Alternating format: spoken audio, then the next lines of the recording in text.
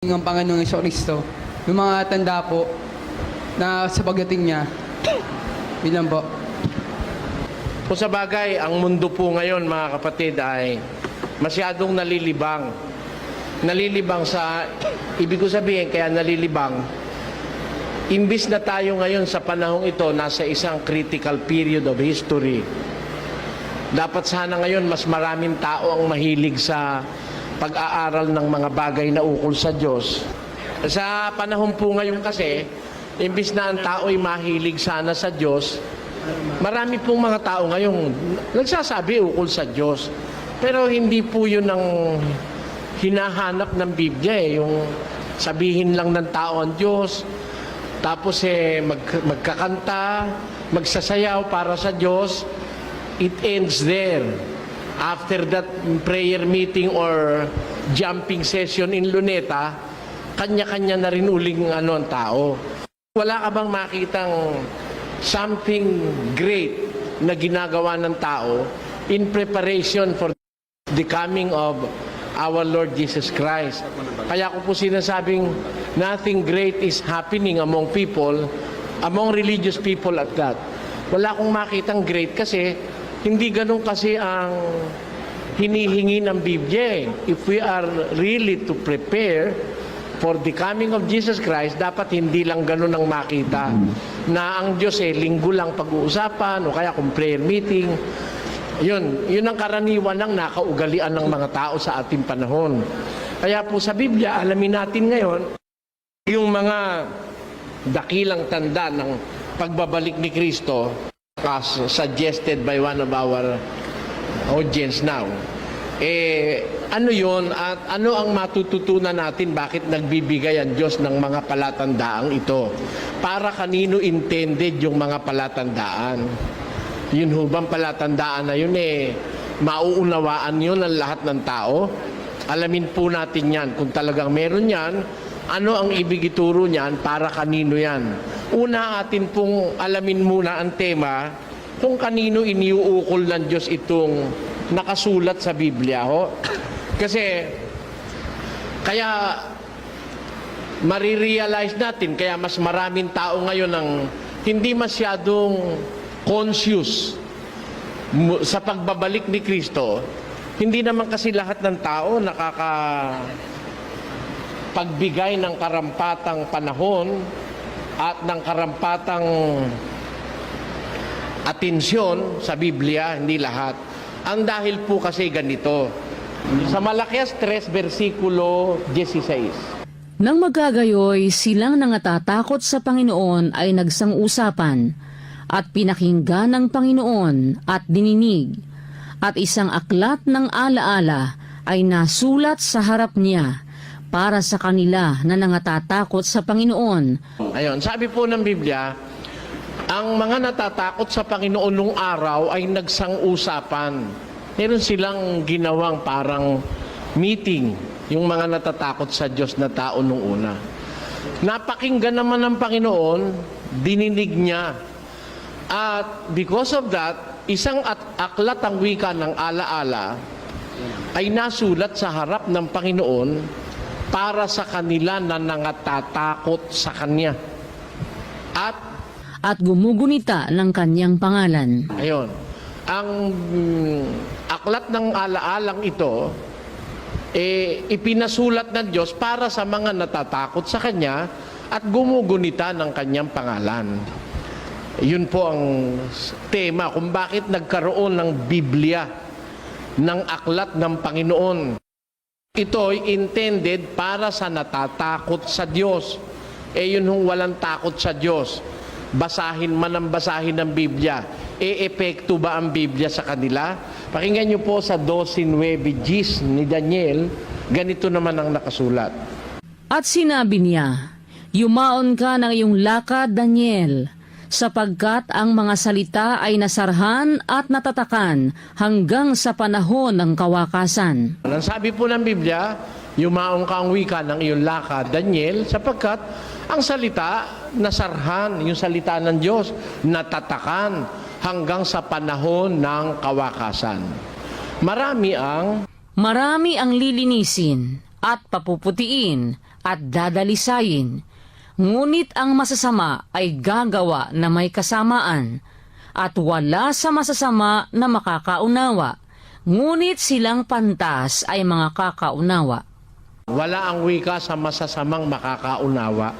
Nung salita ng Diyos na nakasara, walang masama na makakaunawa. Kaya makikita nyo sa puntong diretsahang salita, ang Biblia hindi po intended para sa taong masasama. Anumang gawin na pagbabasa, pag-aaral dito, pagka ang isang tao ay likas na masama at ayaw pasakop sa Diyos, hindi maintindihan ito eh. Hindi po maintindihan ito. Ito kasi ibang klaseng libro, hindi na makagaya ng libro ng tao. Kahit yung abogado kaysa masama ng gawa, naiintindihan ng abogado yung kanyang lobok eh. Pero iba po ang aklat ng Diyos na Biblia. Dito, hindi batayan yung huwes ka, o kaya ikaw ay abogado, maintindihan mo na ito. Hindi po. 11:25 ni Mateo. Pakinggan nyo nakasulat.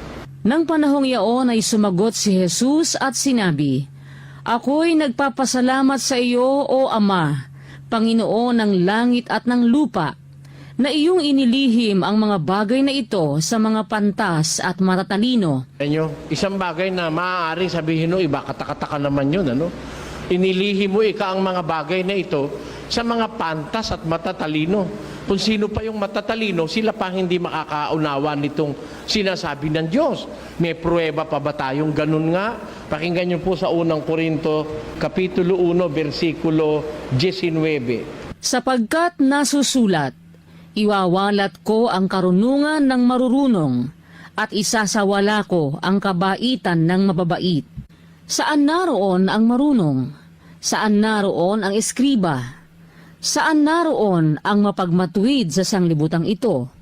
Hindi baga ginawa ng Diyos na kamangmangan ang karunungan ng sanglibutan? Diba, sabi ng Diyos, ginawa niyang kamangmangan ang karunungan ng sanlibutan. Para sa Diyos, kamangmangan lang yung karunungan dito sa mundo eh. Kaya kahit huwes, kahit abogado, kahit presidente, kahit maestrado, kahit senador, kahit sino pang taong marurunong, hindi sila po pwedeng magmalaki na kung sila marunong, naunawa nila ang Biblia. Because the Bible was not intended for the wise on earth. Kundi, the Bible is intended to those who fear the Lord and remember His name. Isang aklat ng alaala ang wika'y nasulat sa harap niya para sa kanila na natatakot sa Panginoon at gumugunita ng kanyang pangalan. Ayun po ang nasa Biblia. Kaya hindi nga lahat ng tao magiging conscious sa nangyayari ngayon. Hindi po lahat, bibihira yung kagaya ninyo na para bang kahit mainit dito, nagtitiyaga po kayo. Bibihira yung mga taong meron silang inclination na magsaliksik ng salita ng Diyos at to study the conditions of time. Kasi, alam nyo, nasa critical na panahon na po tayo ng mundo eh. In the history of humanity on earth, ito na po ang pinaka-critical na parte ng ating history. Nabasa ko po siguro mga 3 days ago, sa isang inilabas na lathala ng Amerika na expected by scientists, sabi nila, ang temperatura ng mundo'y tataas ng 5.6 Celsius. Ngayon ho, umaabot na sa 38 degrees Celsius ang ating temperatura. Pag tumaas pa yan ng 5.6 degrees, it will be 43.6 degrees Celsius. Kapag ho ikaw ay nakatagal dun sa ganong katinding init, matibay ka na nun. Kasi ho, dito sa atin sanay tayo dun sa 33, 31, 32. Bagaman sa Africa, umaabot pa ng 40. Pero pagka nag-43 dito sa atin, baka sa Africa umabot na ng 50 degrees Celsius o centigrade. Isa pong napakainit na kondisyon nun. Ibang panahon ngayon, hindi kayo nakakahalata. Ang tindi ng init ngayon. Hindi nyo nararamdaman. And it is the effect of the depletion and the destruction of the ozone layer. Ang atin pong ozone layer, yung protective covering of the atmosphere of the earth, na sumasala ho ng matinding radiation sa araw, yan ho ay butas na ngayon. Hindi naman ho titigil kasi yung pagkasira niyan, dahil hindi naman natin po pwedeng mapigil na dahil napakarami ng pinakawalan sa atmosphere na pansira sa ozone layer. Ang isa pong nakakasira riyan, pagka kayo nagsisiga, yung plastic. Pag sinindihan mo yung plastic, nakakagawa po yan ng isang chemical, yung tinatawag na CFC, yung chlorofluorocarbon. Ayan. Pagka yung refrigerants nakawala sa ref o kaya sa mga sasakyan, nakaalis yung freon, yung tinatawag na freon na nagpapalamig. Tatakas yun papunta sa atmosphere. Maninira po yun doon. Alam niyo kung gaano ang sira? Bawat molecule po na makalabas na CFC, bawat molecule niya, sisira siya ng 100,000 molecule ng ozone layer. For every molecule of CFC, it can destroy 100,000 molecules of the ozone. And it will stay there, destroying continuously the ozone layer for the next 600 years. Yung pinawala natin ditong CFC ngayon, hanggang sa susunod na 600 taon, maninira yun dun sa ozone layer. Yan ngayon ang nagpapainit ng ating mundo. Mainit po ngayon ang mundo dahil nabuhay ako nung panahong 1940s pa. Ako po kasi napanganak 1947 Kaya may isip na ako nung mga 53 ng presidente si Magsaysay, si Garcia. May isip na po ako noon, alam ko na pangyayari. Ikinukumpara ko nung araw, nagpapatintero kami nung mga kalaro ko, yun ho bang tumbang preso, saka yung patintero. Laro ho namin yun Sa init ng araw, nakakaya kong mainit Pero ngayon, iba ang pakiramdam ko sa araw, matindi masyado. Ayan. Yan po ay bunga ng pagkasira ng ating ozone layer. Kaya nasasabi ko, ang ating pong panahon ngayon, isang panahong kritikal. Gaya nung sinasabi ng mga siyentipiko na magiging 43 degrees centigrade ang temperatura ng average na temperatura ng mundo. Alam niyo ba ang kasunod na mga pangyayari ron, mga kababayan? Pagka masyado na pong mainit, magkakaroon po ng pagkatunaw ng yelo sa North and South Pole of the Earth. Matutunaw po ang mga yelo. Tataas ang mga dagat. Kasi po may reserba tayong tubig sa yelo Malamig dun sa Alaska, sa may North Pole, saka sa South Pole. Puro po yelo yan. May polar caps ang tawag dyan sa ating mundo. Yan ang nagmamantinin ng temperatura ng ating mundo. Pag masyado na pong mainit, unti-unting matutunaw yan, tataas ang mga karagatan, liliit ang mga kalupaan. Nakikita nyo ngayon kung ano epekto niyan. Hindi ba? Matitinding mga pagbaha at masyadong malamig na temperatura sa ibang parte at napakainit naman sa ibang parte. Magkakaroon na po ng imbalance na tinatawag.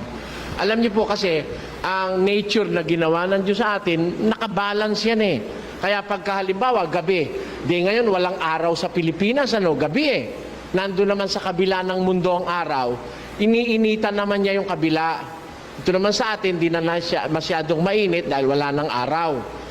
Ngayon, bukas naman, ito na namang atin ang aarawan para wag tayong magyelo. Yun ho, nagmamantinin ng temperatura, yung pag-ikot-ikot natin ganun sa araw. Namamantinin ang temperatura ng mundo. Alam po yan ng mga nag-aral ng siyensya. Pagka ho dumating yung masyado ng mainit ang mundo, kahit umiikot pa mundo, mainit na talaga ano pa mang gagawa mo? Di ba? Napakainit na. Umpisa nang matutunaw yung mga yelo sa mga polar caps ng mundo. At meron hong kasunod yan ng mga pangyayari. Kaya sabi ko sa inyo, nasa critical na po tayong panahon ng mundo. Dapat siguro maging watchful tayo. maging cautious tayo of what is the next thing to happen. Meron ho kasing darating na mga events na hindi natin maiiwasan, mga kababayan, at yan ang tanong ng ating kapatid ngayong gabi. Ano ang mga tanda na mababasa natin sa Biblia? At sino ang makakaunawa ng mga tandang ito? Itong palatandaan palilitawin ng Diyos na ito, may makakaunawa po nito eh. Merong makaka-realize. Pero hindi lahat ng tao, hindi papansinin nila yan. Ang makakapansin yan ay pakinggan nyo sa gawa. At mangyayari sa mga huling araw, sabi ng Diyos. Hindi ho ako may sabi nun, ang Diyos. Sa mga huling araw, sabi ng Diyos. Marunong na ho ba kayong magtiwala sa sabi ng Diyos? Kasi pag ang Diyos ang nagsabi, kung maka-Diyos ka, papansinin mo. Hindi ba? Di ba kayo magulang, halimbawa, kinakausap niyo yung anak mo, hindi ka pinapansin, hindi ka ba nagagalit? Utusan mo, hindi ka papansinin, magagalit ka eh. Kasi, biro mo magulang mo, kung ayaw mo akong pakinggan, sabi nga ng ibang magulang, kung alam ko lang ganyan ka, buti pa pinisil ko ilong mo nung ikaw ay bata pa. It will mean your life. Kung kaya lang ng magulang mo, patayin ka, papatayin ka sa galit. Pag hindi mo pinakikinggan ang boses niya. Ang Diyos, may boses na dapat natin pakinggan eh. We must take heed to the counsels of the Lord. Dapat ating alamin yun eh. Dapat nating pansining mabuti eh. Ito, sabi ng Panginoon ito. Kaya lang hindi lahat makakaintindi nito eh. Pakinggan nyo, uulitin natin saka natin ituloy. At mangyayari sa mga huling araw, sabi ng Diyos, na ibubuhos ko ang aking espiritu. Sabi ng Diyos, sa mga huling araw, ibubuhos ko ang aking espiritu.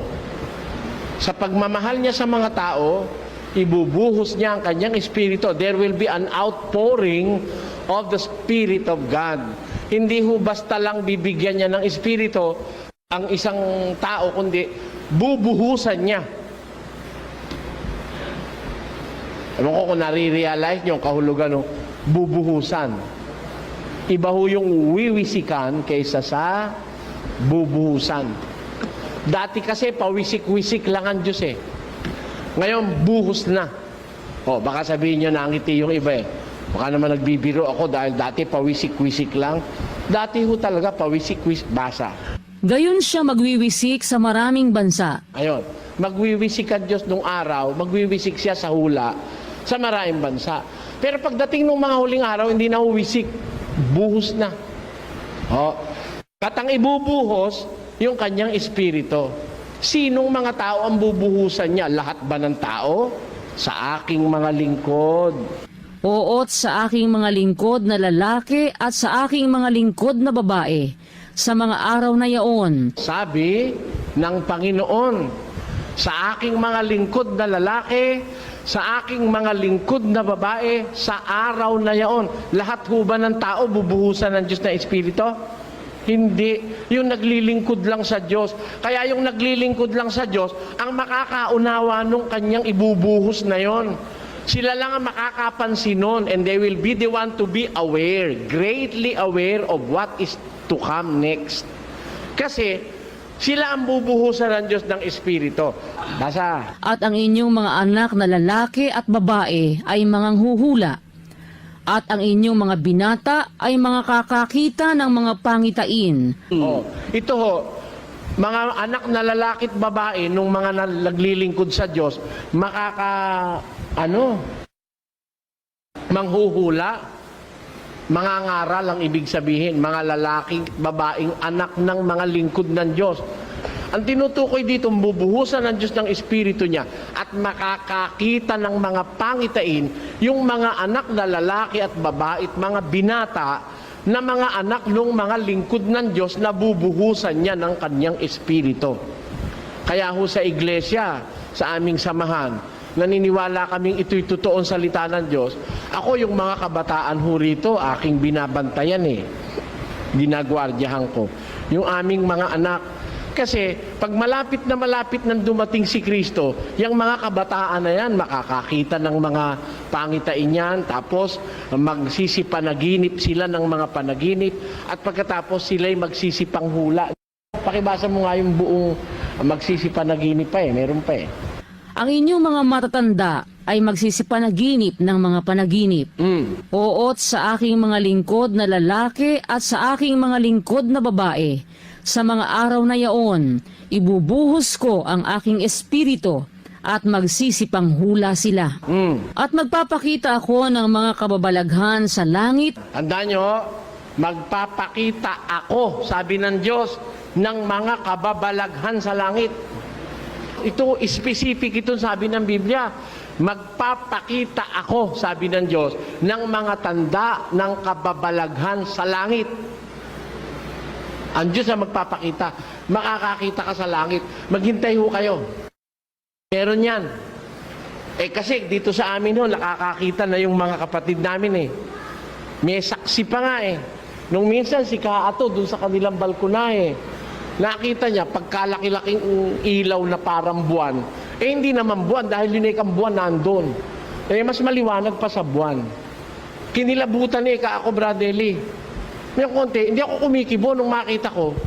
Yung palang aking misis, nandun naman sa may likuran ko, sa may bintana, nakikita niya rin pala, yung nakikita ko. Tapos yung anak nilang magbibinatilyo, nandun naman sa kabilang bintana, nakikita rin yung nakita ng kapatid na Jesus Tobias. Isa ho sa ating mga manggagawa dito sa samahang ito. Meron namang isang kapatid doon sa Laguna, ganun din ang nakita. Yung bang gabi po nun, Disyembre nun magpapasalamat tayo nun Nakakita siya ng isang kumpul ng mga bituin. Ba't napakaliwanag napakaraing kumpul ngayon ko lang nakita yon. Kami, nandun kami sa loob, nagsasalita ako, kung nakatingala siyang ganon, yung mga kapatid na katabi niya, nagtingalaan din, nakita rin nila. Pero yung iba, nandito kami kasi sa loob ng habong, may habong po may bubong Ang nakakita, yung mga nandun sa walang habong. Pero yung mga nasa loob ng habong at nagsasalita ako, hindi namin nakikita. Sinabi sa akin, kapatid Nelly, nakita namin, ang daing bituing ang liliwanag, sabi niya. Sabi kasi sa Biblia, ang Diyos, bago dumating ang araw ng paghuhukom, magpapakita ako ng mga tanda at kababalaghan sa langit, sa itaas. Ano pa? At mga tanda sa lupa sa ibaba. Dito rin pala sa lupa, magpapakita ang Diyos ng tanda. Anong tanda?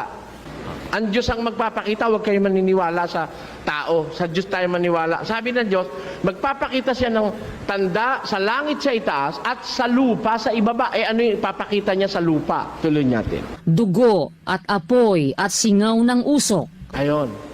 Sa lupa, makakakita ang tao ng dugo, apoy, singaw ng usok. Dugo, apoy, singaw ng usok. Maaari ngayon hindi nyo maiintindihan ito mga kapatid. Pero kung cautious kayo at meron na kayong naisip nyo na, natandaan nyo na, sa ibang mga araw, sabihin ninyo sinungaling ako pag hindi nyo nakita ito. Sa lupa, magkakaroon ng singaw, ng usok. Siguro, poisonous pa yun Diba? Kasi kung minsan, pag nabitak yung lupa, minsan po kasi lumindol sa Nueva Ecija, sabi ng isang kapatid, nung mabitak yung lupa, nakaamoy siya ng isang amoy na masamang amoy, parang chemical. May parang usok na lumabas. Mangyayari yun sabi ng Biblia, apoy, singaw, at dugo. Singaw ng usok. Apoy, dugo, singaw ng usok. Makikita po yan. Tuloy.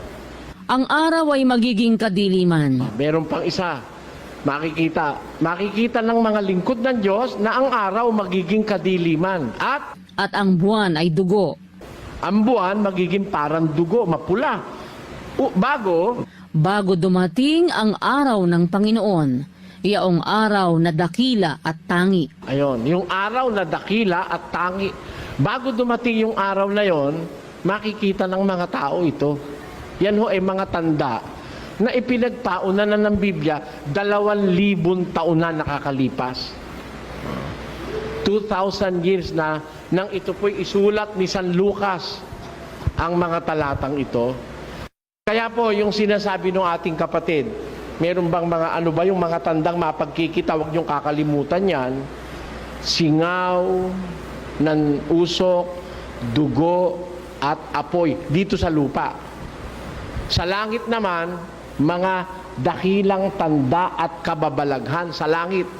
Siguro kung ano-ano yun hindi ko nga alam kung ano yun pero meron na akong ideya dahil meron na kaming mga kapatid nakakita nun na isang kumpul ng katakot-takot na bituin, hindi naman talagang ganong karami bituin doon sa lugar na yon, sabi ng mga kapatid.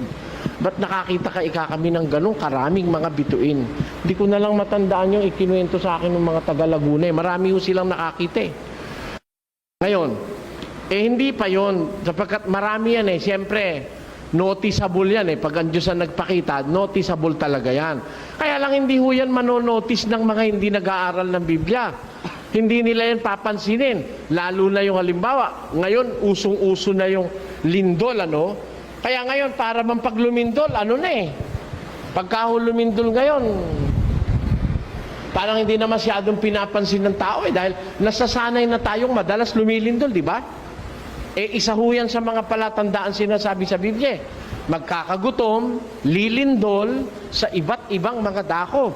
At ang mga bagay na ito, pakibasa 24. At mga kakarinig kayo ng mga digmaan at mga alingaw-ngaw ng mga digmaan.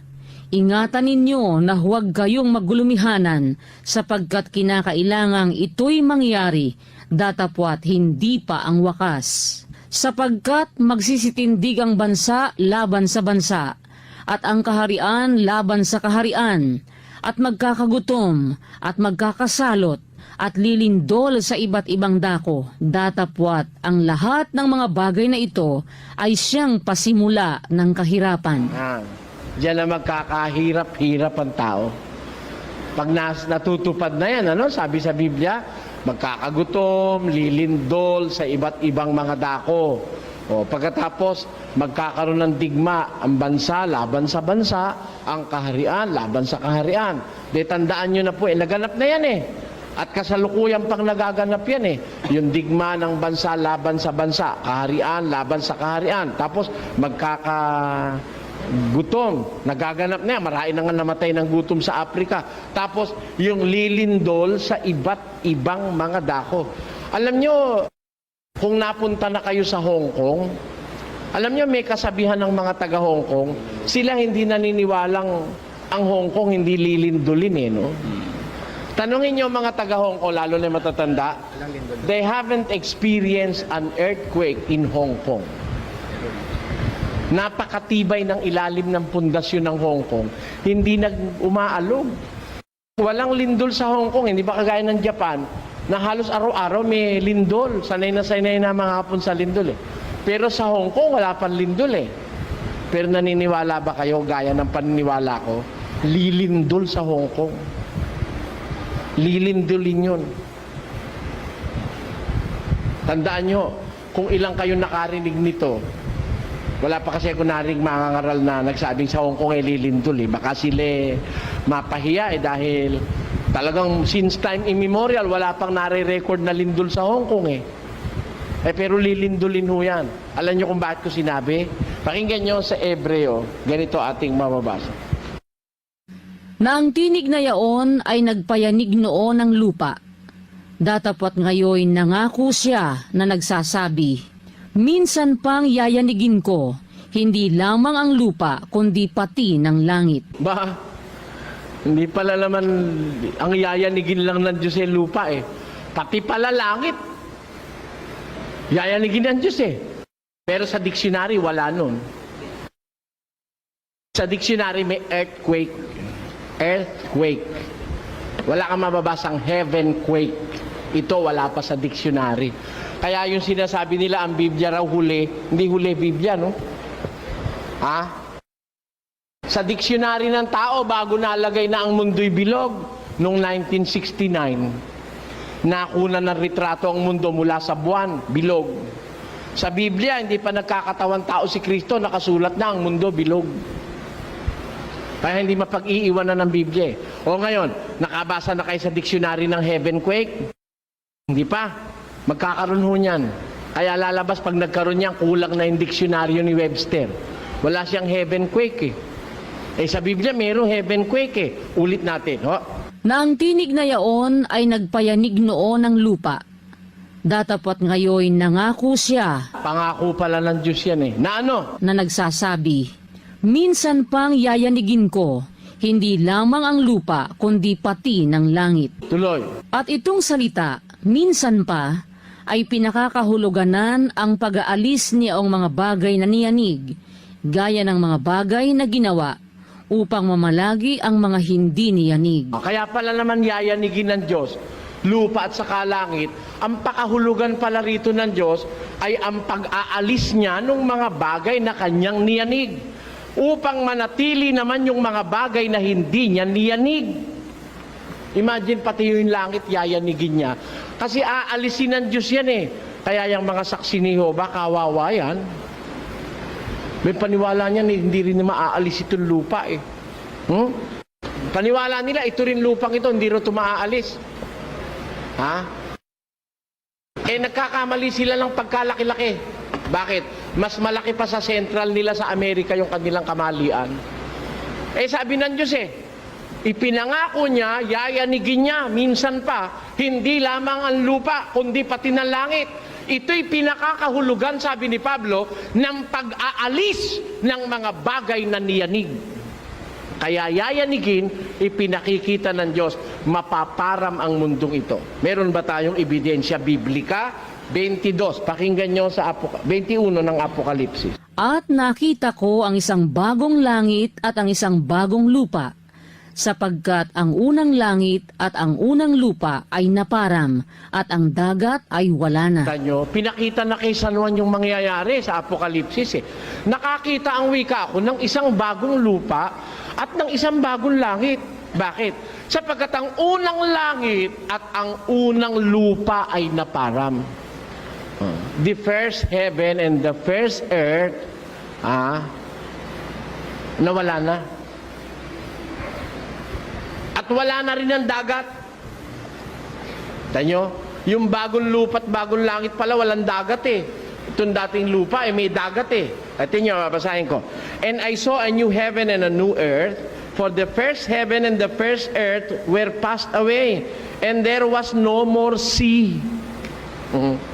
Wala lang dagat. Mga saksi niyo ba, mayroon pang dagat eh. At yun ang mangyayari, dagat-dagatang.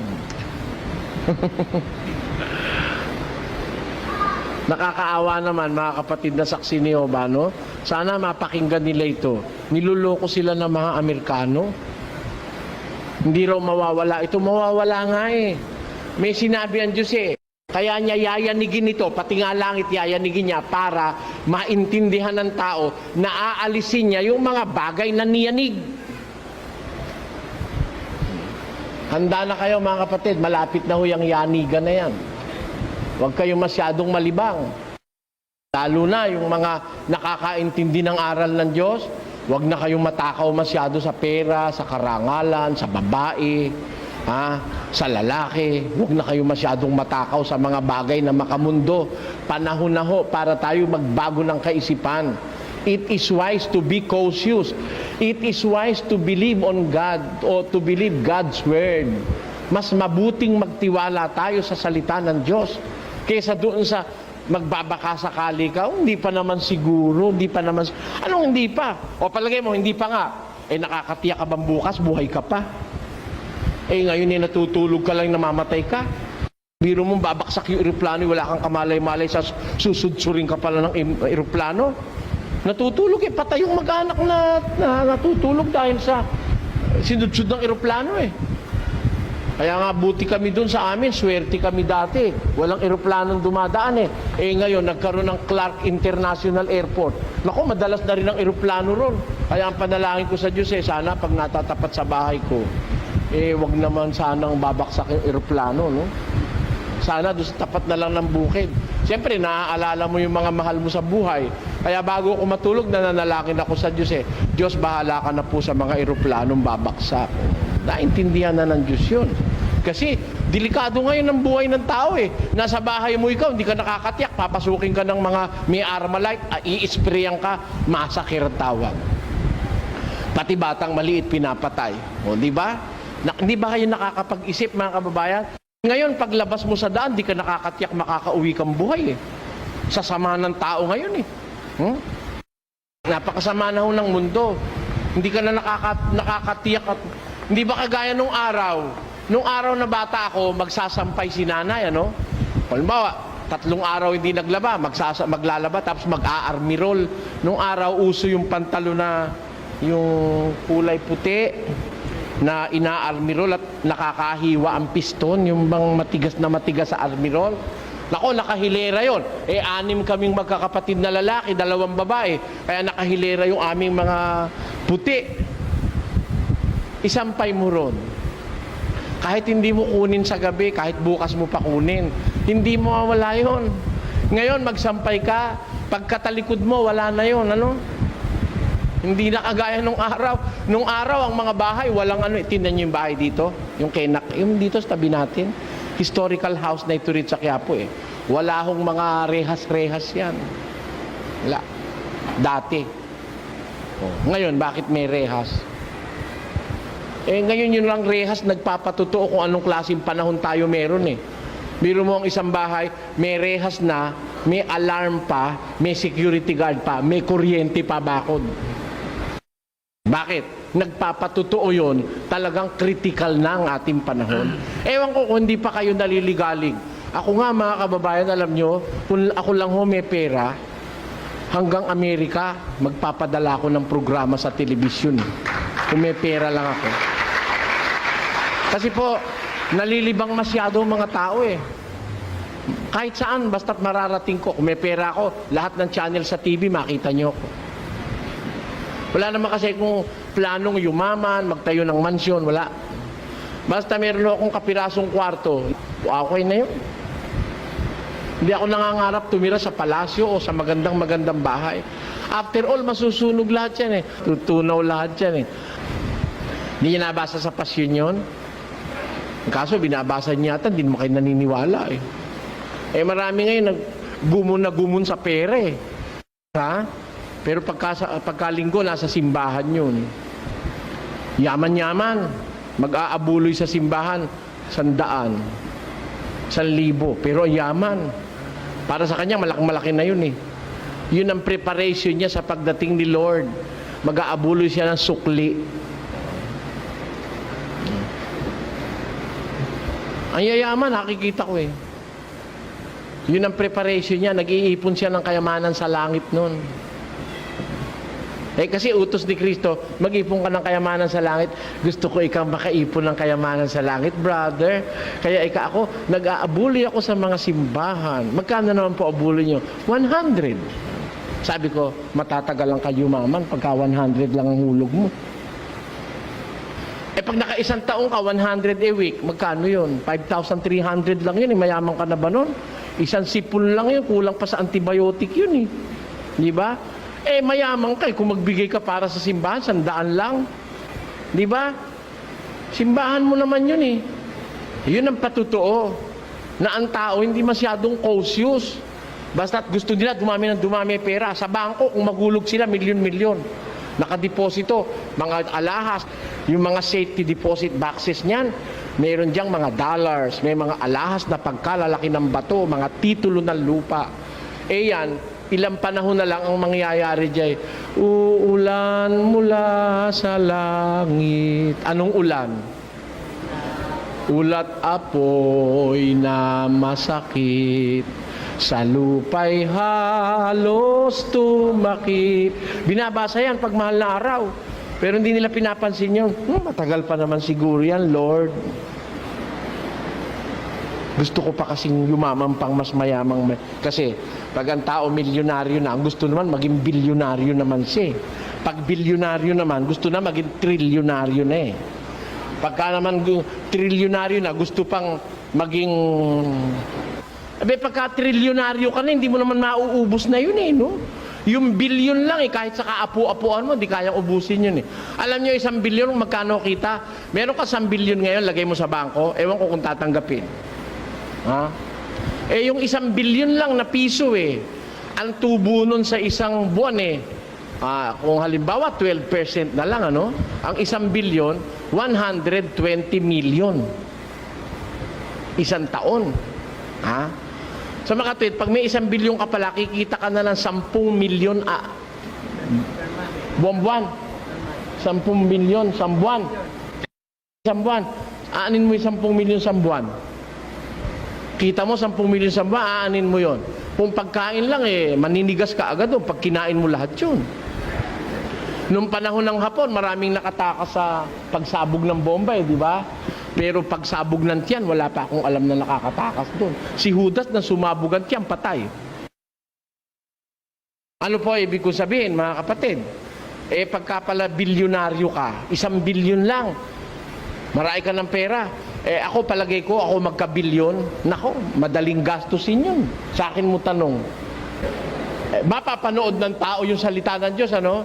Maraming maliligtas. Siguro ko ako maraming pera, maraming makakapanood.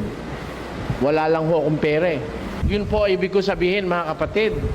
Makakakita tayo ng mga palatandaan. Ngayon, itong mga palatandaan ito, ano ibig sabihin nito? Bakit lilindol? Bakit magkakagutom? Saan manggagaling yan? Ha? Bakit magkakaroon ng mga digma ang mga bansa laban sa bansa? Ano ugat ng lahat ng ito? Yan po ang ating itutuloy na pag-aaralan sa susunod nating pagkikita-kita.